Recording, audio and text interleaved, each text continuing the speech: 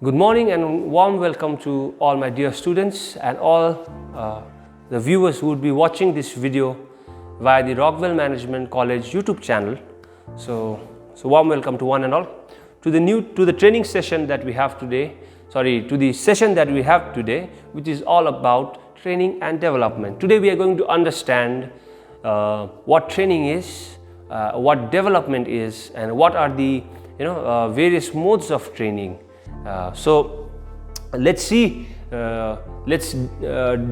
dive into training and development. So like we have already discussed earlier, training and development is one of the core function of HR. So training and development is one of the major function of HR. So people who are interested to pursue their career as an HR, please pay attention. And also people who are not going to pursue their career in HR, but you need to appear for these exams. You need to also be attentive for this session, as this is very important topic in your syllabus. So before starting today's session, what I would like to encourage is to all the BBA 5th semester students, in case you want to recap about a little bit about what HRM is all about, what are the functions of HRM. Though you already have completed this syllabus in your previous semesters, you can also, but still you can also go to the previous YouTube channels, previous videos that are uploaded under the column HRM, and you can also refresh yourself. Recap whatever you have learned earlier, and that makes things easier for you, and also to understand this subject, human resource management BBA 5 more comprehensively.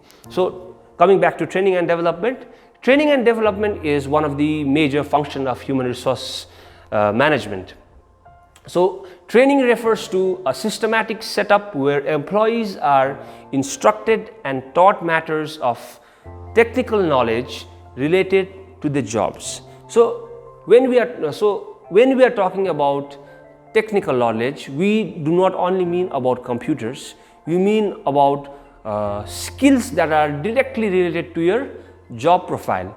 So training refers to a systematic setup. So this is not any random setup or any whims and fancies of the HR department. Okay, so Mr. A, you have to go through these trainings. No, the trainings are not set up in that way. The trainings are set up they are set up systematically, understanding the need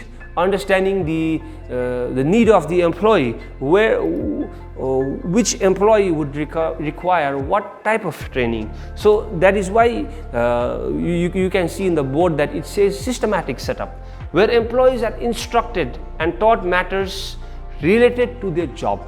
So training is all about it's concerned at the end. The ends of training is all about improving your efficiency in the job role that you perform. So it focuses on teaching employees how to use particular machine or how to do a particular task in order to increase efficiency. So we need to keep in mind training is set up systematically, and training is set up so that people are given technical knowledge related to their jobs, and so that it increases the efficiency of the employee. So training is job related, whereas development is more holistic in nature, it's more wholesome in nature. And it is also, development is also aimed at managerial positions, people who hold managerial positions. So people who hold managerial positions, they go through the process of development. Not to say people who are also below the managerial position, they also go through development, but the chunk between training and development, people who are in managerial positions, they go through the process of development more than the training that they need to require, because training is related to performing specific tasks. All right, so the process of development is in relationship to insights, in relationship to your attitudes, your adaptability, leadership, and human relations. So it would not be wrong to say, or it would be safe to say, development is a long-term process. Yeah, so development is a long-term process, and they are aimed at people holding managerial positions so that they improve themselves in terms of insights, in terms of attitudes, adaptability, leadership, and human relations. So this is how training and development is distinguished, or differs from each other. So training is all about teaching and helping the employees to improve their efficiency. Development is aimed more towards people holding managerial positions to improve in terms of insights, to improve in terms of attitudes and human relations. So there are various kinds of training and development programs that goes in to help the employee to improve their efficiency at their jobs, to help the managers to also develop themselves for positions up and above they are right now. So training and development programs are designed according to the requirements of the organization. Let's get into the core of the thing. So the HR provides training to the employee or tries to develop the manager that is there in the organization, not only to see them benefit, but ultimately to, the ultimate goal is to meet the organizational objective. So hence the training and development programs are designed to meet the requirements of the organization, to meet the requirement of the organization. That is why the type and skills of employees being trained, the end goals of the training, the job profile of the employees are very important. So training and development programs are also in sync with the mission and vision statement of the company. So it is already with the corporate level strategy that is there. So training and development are also, they are not independent in existence. They coexist in adherence to the mission and vision of the company, to the corporate strategy that is established there in the company. So on a broad category, training and development programs can be categorized into two diversions, or let's say into two types. The first one is on-job programs. The second one we have is the off-job programs. Fairly simple. By on-job programs means people are being trained in their area of operation. It could be a desk where there would be a senior sitting on this desk, and you'd be besides the senior, and the senior would tell you as to how you'd work on the software, as to how you would reply on the email, as to how you are going to calculate, as to how you are going to build, code, encode. So that is your on-job program, where the employee sits directly with someone who is already experienced in the work and learns the job while the experienced person is performing or working live in the area of operation. The next one we have is, the second type is the off-job programs. So off-job programs exceeds in leaps and bounds the on-job programs. So off-job programs could be any program that is that is held outside your area of operation. So we need to understand one thing: different trainings are given to people in different levels. So there are, as we already know, there are levels in an organization. Broadly 3 levels. I hope you remember: top level, the middle level, and the lower level. These are the 3 levels of management that we have already learned, and I think we are all aware about it. I'm sure about this. So according to the levels as well, different trainings are given to employees at different levels. So the following training methods are used for training of skilled workers and operators. This could be people who are slightly lower in the organization, people who require more, who are into production, the people who are into the mode of production, who are the skilled workers and operators. So this sort of trainings are required by them. specific job training programs. The next we have is technical training, internship trainings, training via the process of job rotation. So job rotation is a case where you get to let's say I am working in level 2. Okay, so I am working as an accountant, but I want to work as a learning and development team member. So what happens is, once I complete a particular tenure, let's say in most of the companies in India that I have come across, it's 18 months that you need to be working in a particular job role, post which you can apply for a job rotation, and on approval of the manager, you can move to the next role, but your level remains the same. I was in level 2, I will remain in level 2. It is not a promotion, but it is just a job rotation from being accountant to a L&D team member. So job rotation is not promotion. The next one we have is training given to people in a supervisory or managerial capacity. So like we discussed, there are trainings given to people according to the level they are there in the organization. Also, let's see people who are in managerial or supervisory positions, what kind of trainings or development they go through. So they go through lectures. Lectures could be people, stalwarts, people who are already who have vast amount of experience in the industry. You could have group discussions, case studies, role playing, conferences, etc.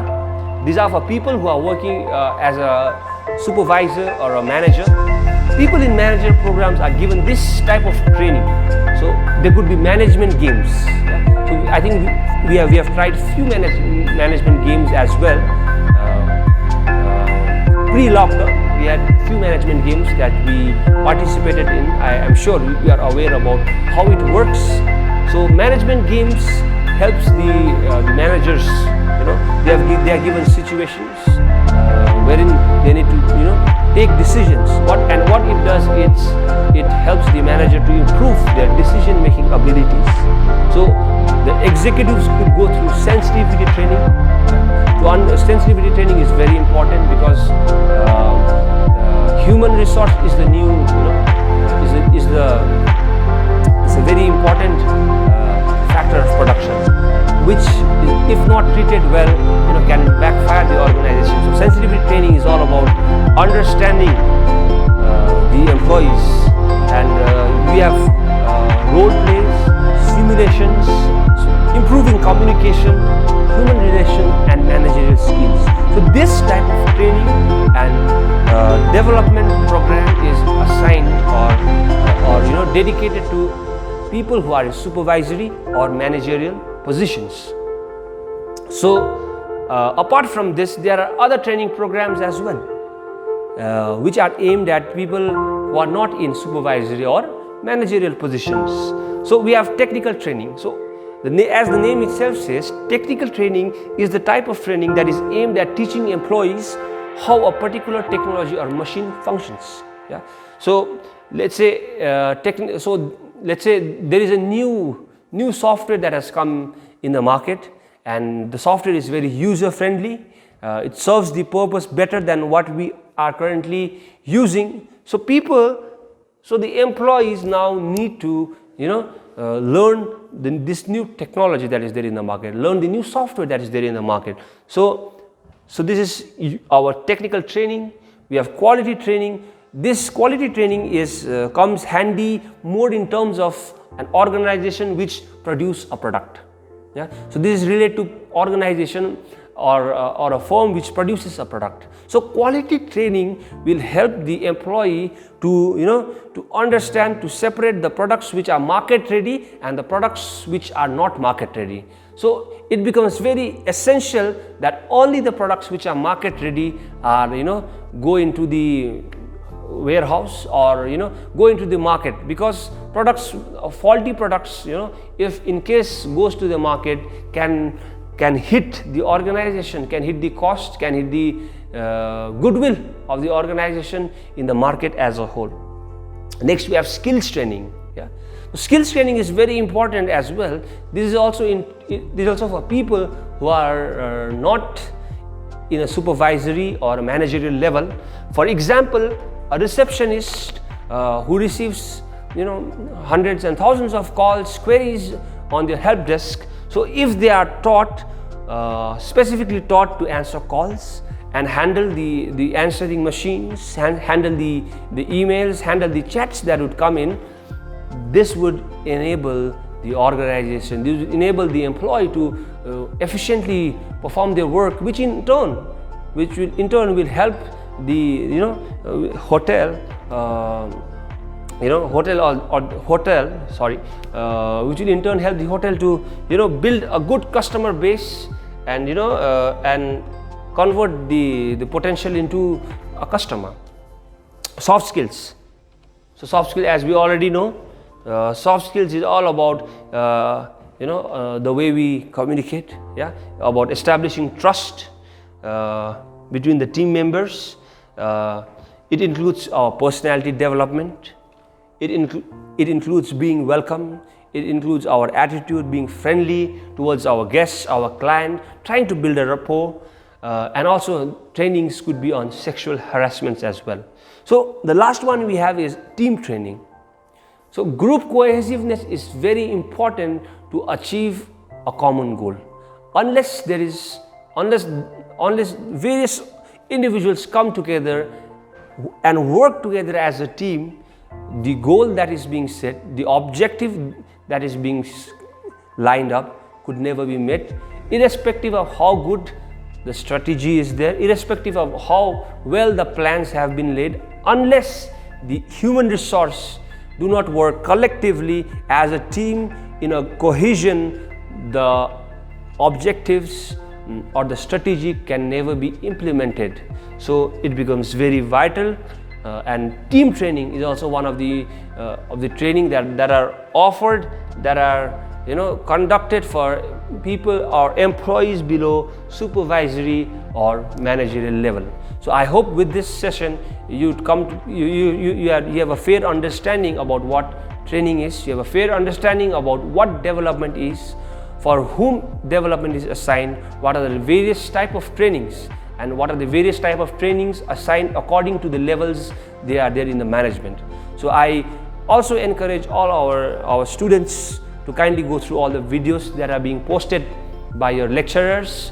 I also ask you all to go through all the documents, Word documents, PDFs, PowerPoint presentations that are being sent through to you by the college, and keep yourself updated with the sessions that are being conducted, and prepare yourself, because the exams are nearer.